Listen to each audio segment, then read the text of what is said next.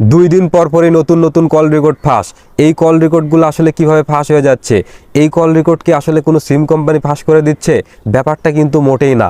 এই কল রেকর্ডগুলো আপনার ফোন থেকেই ফাঁস হয়ে যাচ্ছে। আপনিও এরকম বড় একটা বিপদে পড়তে পারেন। সো বিপদে পড়ার আগেই আপনার ফোনের একটিমাত্র সেটিং আপনি অফ করে রাখুন। আপনার কল রেকর্ডগুলো আর কখনোই ফাঁস হওয়ার চান্স থাকবে না। সো এরকম ইন্টারেস্টিং ভিডিও পেতে অবশ্যই আমার পেজটিকে আপনারা ফলোতে রাখবেন, যা আপনার অনেক কাজে দিবে। ওকে, এর জন্য আপনার ফোন থেকে সেটিং অপশনটি ওপেন করে নেবেন। একটু নিচের দিকে স্ক্রল ডাউন করবেন।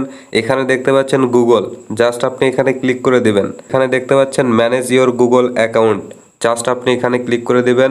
এখানে দেখতে পাচ্ছেন ডাটা অ্যান্ড প্রাইভেসি, এখানে ট্যাপ করে দেবেন। একটু নিচের দিকে স্ক্রল ডাউন করবেন। এখানে দেখতে পাচ্ছেন web and app activity, just আপনি এখানে ক্লিক করে দেবেন। একটু নিচের দিকে চলে আসবেন। এখানে দেখতে পাচ্ছেন include voice and audio activity, just আপনি এটার উপর ট্যাপ করে দেবেন। একটু নিচের দিকে স্ক্রল ডাউন করবেন।